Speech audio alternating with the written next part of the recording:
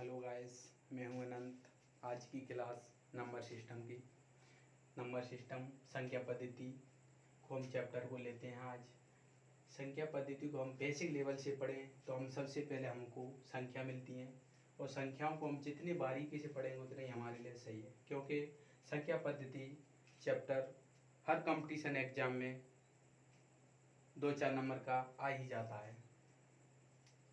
और बोर्ड की परीक्षा में देखो तो इनकी परिभाषा बहुत महत्वपूर्ण है संख्याओं की। चलो देखते हैं, ज़्यादा देर करते ना करते हुए।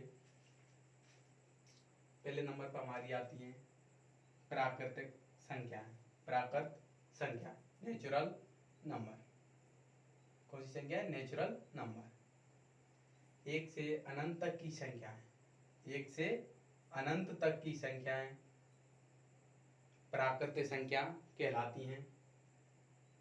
एक से अनंत तक की संख्या प्राकृत संख्या कहलाती हैं। जैसे एग्जाम्पल में देखें तो हम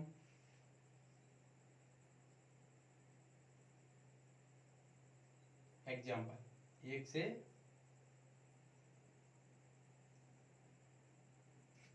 अनंत तक की संख्या, तो एक से अनंत तक की संख्या हो गई।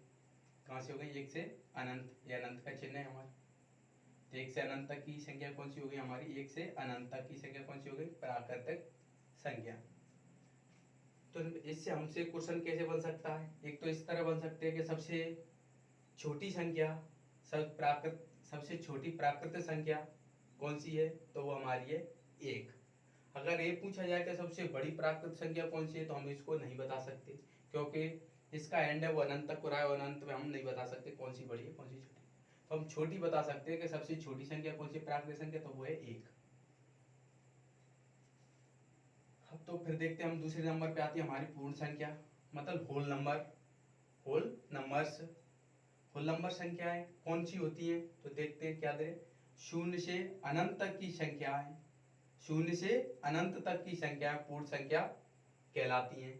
कहाँ से? शून्य से। ये कौन से हो रहे? एक से। और ये कहाँ से हो रही है? शून्य से। शून्य से मतलब 0, 1, 2, 3, 4 डॉट डॉट डॉट डॉट अनंत। इनमें क्या फर्क है? सिर्फ इसमें 0 शामिल हो जाता है, इसमें 0 शामिल नहीं हो रहा था। तो अगर इसमें से क्वेश्चन कैसे पता चलता है? इसमें से बन सकता है कि सबसे छोटी पूर्ण संख्या कौन सी है, तो सबसे छोटी पूर्ण संख्या हमारी 0 है। अगर सबसे बड़ी पूर्ण संख्या पूछे तो बड़ी हम नहीं निकाल सकते। अगर ये दोनों में अंतर पूछे तो अंतर ज्यादा कुछ नहीं है। अगर हम ये पूछे कि सभी प्राकृतिक संख्या पूर्ण संख्या होती हैं, लेकिन सभी पूर्ण संख्या प्राकृतिक संख्या नहीं होती,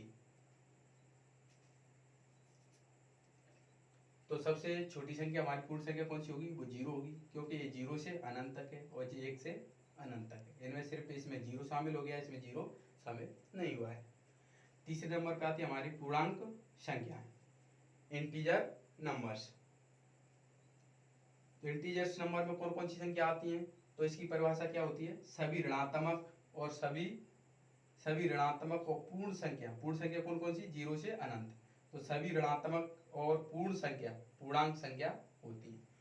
तो पूर्णांक संख्या कौन सी होती है? सभी ऋणात्मक, ऋणात्मक मतलब माइनस वाली संख्या है, और सभी पूर्ण संख्या, पूर्ण संख्या हमारी 0 से लेकर अनंत तक की संख्या है, तो कौन सी संख्या होती है? पूर्णांक। देखो चलो एग्जाम्पल से देख लेते हैं। एग्जाम्पल में क्या कहते हैं? सभी ऋणात्मक। तो सभी ऋणात्मक मतलब 0 से ले लो, 1, 2, 3, 4। तो ये तो आ गई हमारी सभी पूर्ण संख्या। पूर्ण संख्या आ गई 0 से लेकर अनंत तक की पूर्ण। अब कह रहा है सभी ऋणात्मक, तो ऋणात्मक ले लो, 1, 2, 3, 4 और ये 5। तो ये कौन सी आ गई हमारी? ऋणात्मक आ गई। चलो अनंत, ठीक। तो सभी ऋणात्मक की हमारे कहते चलते, दाईं ओर माइनस की और सॉरी बाईं ओर माइनस की और दाईं ओर प्लस की संख्या चलती है। अगर इनमें पूछे कि सबसे बड़ी संख्या, अगर इनमें सबसे 3 और 2 में बड़ी संख्या पूछे, माइनस के 3 और माइनस के 2 में सबसे बड़ी संख्या कौन सी होगी, तो वो सबसे बड़ी संख्या हमारी कौन सी होगी? 2 होगी। क्योंकि अब बाईं ओर जितनी चलेंगे हम, तितनी संख्या हमारी छोटी होती चलेगी संख्या, और इधर को और दाईं ओर हमारी बड़ी संख्या आती रहेगी। अगर हम इसमें पूछे -4 और 0 में सबसे बड़ी संख्या कौन सी है, तो सबसे बड़ी संख्या हमारी 0 होगी। किससे? -4 से, क्योंकि माइनस की संख्या छोटी होती है 0 से भी। तो सभी ऋणात्मक हो गई। और पूर्ण संख्या कौन सी संख्या होती है? पूर्णांक संख्या। तो इसके बाद आती है हमारी परिमेय संख्या, रेशनल नंबर्स। रेशनल नंबर कौन सी संख्या होती है? तो इसकी परिभाषा क्या बोलती है? ऐसी संख्याएं जिन्हें P/Q के रूप में लिखा जा सकता है। P/Q को मतलब बटे की संख्या है, तो P/Q के रूप में लिखा जा सकता है, जहां P और Q पूर्णांक हैं। P और Q कैसे? पूर्णांक है। पूर्णांक संख्या मतलब माइनस की संख्या हो सकती है, मान ऋणात्मक हो सकती है, प्लस की संख्या। तो P और Q कैसे? पूर्णांक हैं, और Q बराबर नहीं है 0, और Q का मान कैसा नहीं है? 0, मतलब 0 नहीं है Q का मान। तो एग्जाम्पल में देखो, इनमें से ले सकते हैं हम -4, -5/3, 2/4, 1/2। हम के दो संख्याओं को P/Q के रूप में कैसे लिख सकते हैं? तो इसको हम लिख सकते हैं 4/2 लिख सकते हैं, 4/2 लिख सकते हैं। तो बटे की संख्या हो गई, मानी P/Q के रूप में हो गई अनंत तक। तो P/Q के रूप में हर एक संख्या को हम लिख सकते हैं।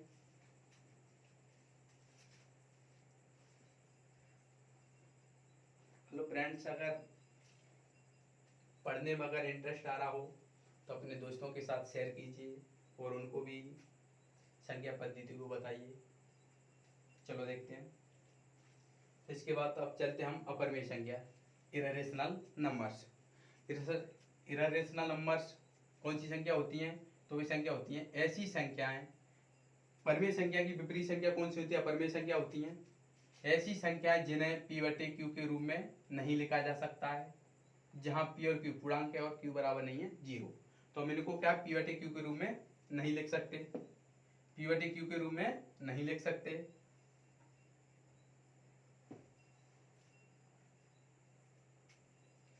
तो जिनको हम कौन से रूप में नहीं लिख सकते? P/Q के रूप में नहीं लिख सकते। कौन कौन सी संख्या हमको जिनको नहीं लिख सकते? तो अंडर रूट वाली संख्या होती है, वो हमको P/Q के रूप में नहीं लिख सकते, जैसे √2 है, क्योंकि हमको इसका मान होता है, वो √2 का मान होता है 1.414, कुछ ऐसे होता है, इसका कोई वो नहीं है, ठीक है। तो हम इसको P/Q के रूप में नहीं लिख सकते। √3, √5, और हम पाई को भी अपरिमेय संख्या बोलते हैं, क्योंकि अपरिमेय संख्या पाई। तो ये तो हम पूछ ही लेते हैं कि पाई कौन सी संख्या है, तो वो है अपरिमेय संख्या। इसके बाद आती है वास्तविक संख्या, रियल नंबर। रियल नंबर कौन सी संख्या होती है? तो परमेय और अपरिमेय संख्या, परमेय और अपरिमेय। तो ये परमेय और ये अपरिमेय दोनों संख्याओं से मिलकर वास्तविक संख्याएं कहलाती हैं, जैसे -1, -2, 3/2। तो ये दोनों संख्या कौन सी होती है हमारी? ये हो गई वास्तविक संख्या। कौन सी हो गई? वास्तविक, मतलब दोनों मिलकर संख्या होती है, वो कौन सी होती है? वास्तविक संख्या होती है। सम संख्या, √2, √3, ये संख्या हमारी कौन सी होगी? वास्तविक संख्या होगी।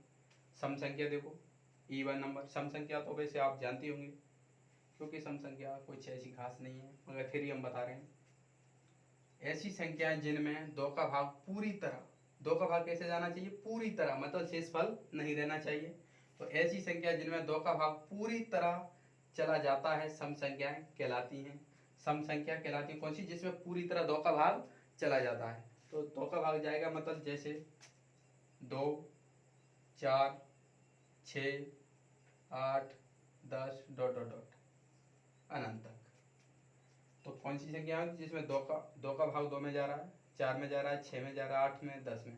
तो जो संख्या, अगर जिन संख्या में हमारा 2 का भाग चला जाता है, वो कौन सी संख्या कहलाती है? सम। विषम संख्याएं, ओड नंबर्स।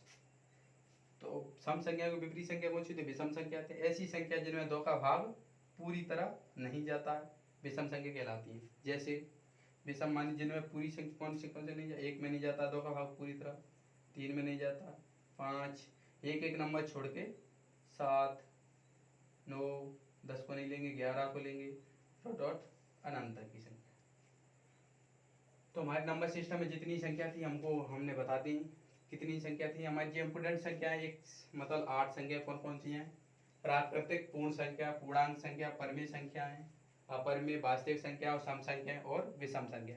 इन संख्याओं को अच्छे से पढ़िए और रिवाइज कीजिए, क्योंकि हर एक कॉम्पिटिशन एग्जाम में संख्या पद्धति 1-2 नंबर से क्वेश्चन बन ही जाता है और बोर्ड की परीक्षा में तो काफ़ी पूछा जाते हैं, क्योंकि संख्या की परिभाषा पूछते हैं, तो परिभाषा भी आप देख रहे हैं सामने। ऐसी वीडियो रोज आती रहेंगी। सब्सक्राइब कीजिए, लाइक कीजिए और अपने दोस्तों में शेयर कीजिए।